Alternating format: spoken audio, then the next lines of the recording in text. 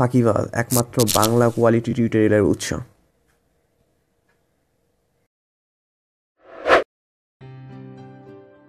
আজ আমরা দেখব ফটোশপের মাধ্যমে কিভাবে একটি লোগো তৈরি করা যায়।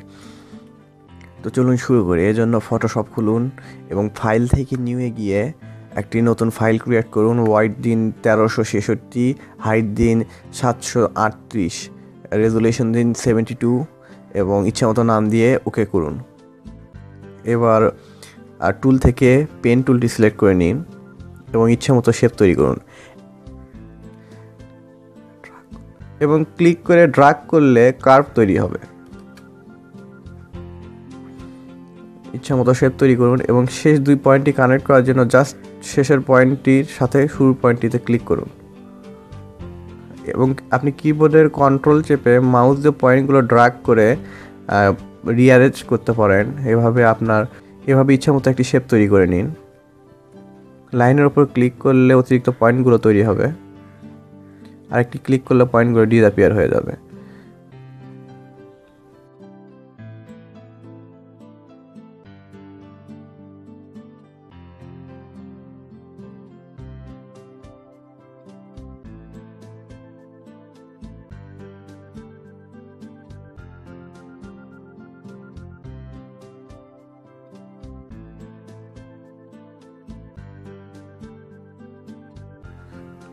পছন্দ মতো শেপ তৈরি হয়ে গেলে লেয়ার থেকে নিউ একটি লেয়ার তৈরি করুন এবং নিউ লেয়ার সিলেক্ট থাকা অবস্থায় পাথটির ওপর রাইট ক্লিক করে ফিল পাথে ক্লিক করুন এবং ওকে করুন।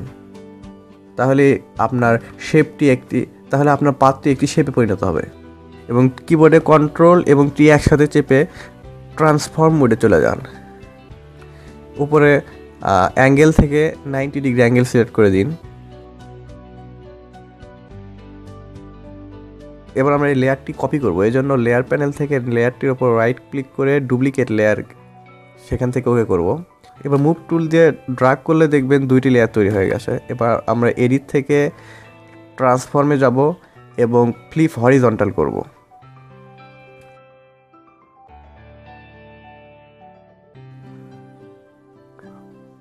এবার আমরা এটিকে ড্র্যাগ করে রিঅ্যারেঞ্জ করছি।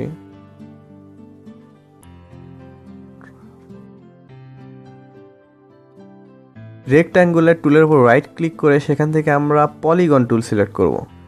এবার উপরে এখানে বাহুর সংখ্যা নির্ধারণ করে দেবো 6। এবার একটি পলিগন তৈরি করে মুভ টুল সিলেক্ট করব এবং এটিকে মুভ করে আমরা যে জায়গাতে নিয়ে যেতে চাই সেখানে নিয়ে যাব।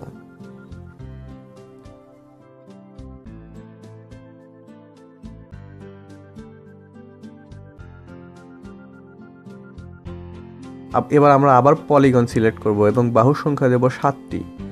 আবার একটি পলিগন তৈরি করে মুভ টুল দিয়ে সেটিকে কাঙ্ক্ষিত জায়গায় নিয়ে যাব।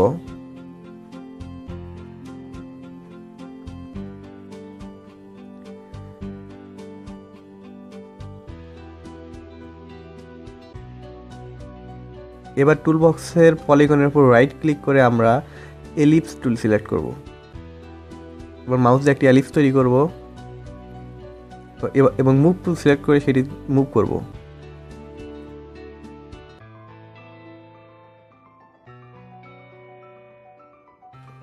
এবার এখানে দেখতে পাচ্ছেন এলিপটির হাইট এবং ওয়াইড সমান করার জন্য দুটির ভ্যালু আমি 111 দিলাম। এবার এই লেয়ারটি সিলেক্ট থাকা অবস্থায় লেয়ার প্যানেল থেকে এই লেয়ারটি আমি কপি করলাম। কপি করার জন্য লেয়ার প্যানেল থেকে লেয়ারটির উপর রাইট ক্লিক করে ডুপ্লিকেট লেয়ার করব এবং ওকে করব এবং এটিকে ড্র্যাগ করে এই পাশে নিয়ে আসবো।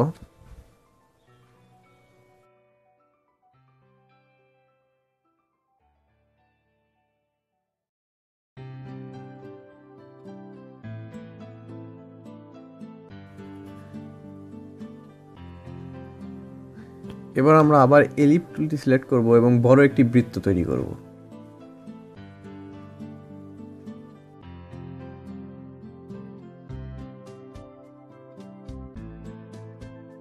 এবং এই লেয়ারটিকে সবার নিচে নিয়ে যাব মাউস দিয়ে ড্র্যাগ করে। এবার উপরে ফিল থেকে এটিকে অন্য একটি কালার দ্বারা ফিল করে দিলাম।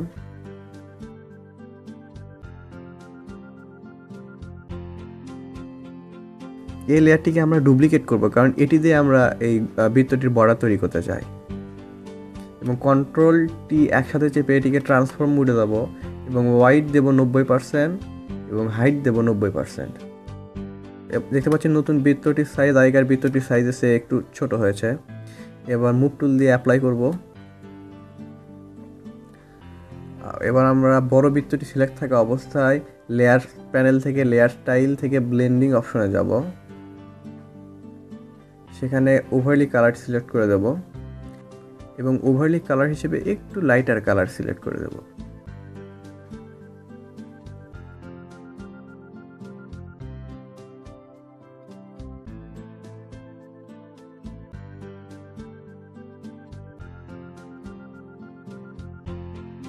লোগোটিতে আমরা একটি ফ্ল্যাট শ্যাডো দিতে চাই, এজন্য প্রত্যেকটি শেপের জন্য আমরা একটি করে শ্যাডো তৈরি করব। তার আগে আসুন, অনেকগুলো লেয়ার হয়ে গেছে, এই লেয়ারগুলোর জন্য একটি গ্রুপ তৈরি করি। কিবোর্ডের কন্ট্রোল বাটন চেপে মাউস ক্লিক করে নিচের বৃত্তটি সিলেক্ট করে দিন এবং রাইট ক্লিক করে সেখান থেকে গ্রুপ লেয়ার করুন। গ্রুপের একটি নাম দিন, আমি নাম দিচ্ছি বিজি অর্থাৎ ব্যাকগ্রাউন্ড। ওকে করুন। এবার আমরা অন্য শেপগুলো সিলেক্ট করব ঠিক একইভাবে। এজন্য কন্ট্রোল চেপে মাউসের লেফট ক্লিক করে সবগুলো শেপ সিলেক্ট করব এবং রাইট ক্লিক করে সেগুলোকে গ্রুপ করে ফেলবো এবং গ্রুপের নাম দিচ্ছি আমি শেপস। এবার আমরা রেক্ট্যাঙ্গুলার টুলটি সিলেক্ট করব, এটি দিয়ে আমরা শ্যাডো তৈরি করব। একটি রেক্ট্যাঙ্গল তৈরি করছি, এটির কালার সিলেক্ট করে দিলাম কালো, পিওর ব্ল্যাক।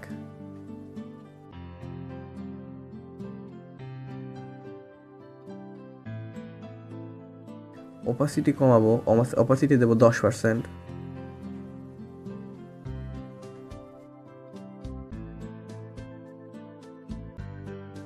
এবার কিবোর্ডে কন্ট্রোল এবং টি বাটন একসাথে চেপে ট্রান্সফর্ম মোডে চলে যাব এবং মাউস দিয়ে এটিকে ট্রান্সফর্ম করব যেভাবে প্রয়োজন।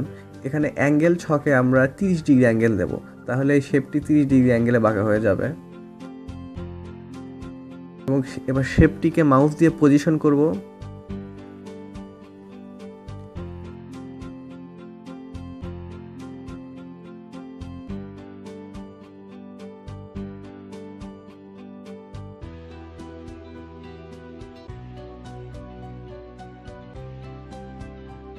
এবার মুভ টুল সিলেক্ট করে অ্যাপ্লাই করব এবং টুল বক্স থেকে আমরা ইরেজার সিলেক্ট করলাম। এবার ইরেজারটি দিয়ে রেক্ট্যাঙ্গুলার ওপর ক্লিক করব। এখানে যদি ওয়ার্নিং দেখায় তাহলে ওকে চাপুন। এবার আমরা ছায়ার যে অংশটুকু চাই না সেটুকু মুছে দেব। তার আগে আসুন লেয়ার প্যানেলে শ্যাডোটিকে ড্র্যাগ করে নিচে নিয়ে যাই। এবার আমরা ইরেজার দিয়ে অবাঞ্ছিত অংশগুলো মুছে দেব।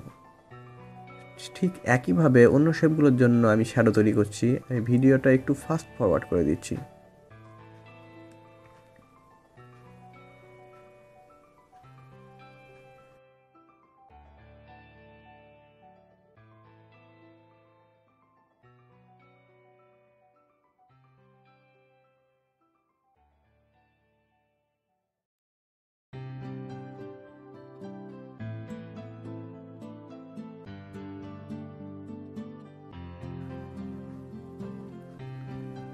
ব্যাস, আমাদের প্রত্যেকটির জন্য শেপ তৈরি করা শেষ।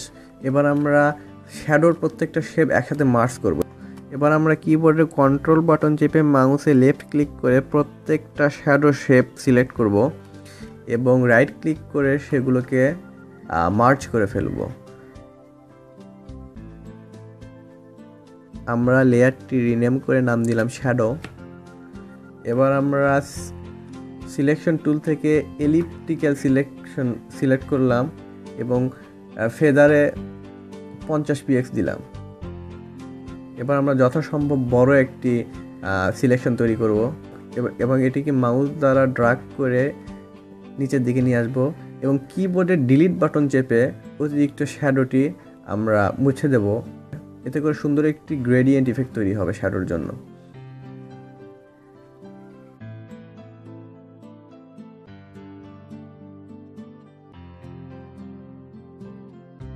এবার লেয়ার প্যানেলে ব্যাকগ্রাউন্ড লেয়ারের এই তালা আইকন আছে, এর উপর ক্লিক করে এটিকে ডিসঅ্যাপিয়ার করুন এবং লেয়ার প্যানেল থেকে এবং লেয়ার থেকে স্টাইল এবং কালার ওভারলি সিলেক্ট করুন। দুঃখিত আমি গ্রেডিয়েন্ট ওভারলি সিলেক্ট করেছিলাম, তাই এখানে কালার ওভারলি সিলেক্ট করছি। এবং কালার পিকার দিয়ে আপনার পছন্দের কালারটি সিলেক্ট করে দিন। আমি এখানে সেম ডার্কার কালার সিলেক্ট করে দিচ্ছি।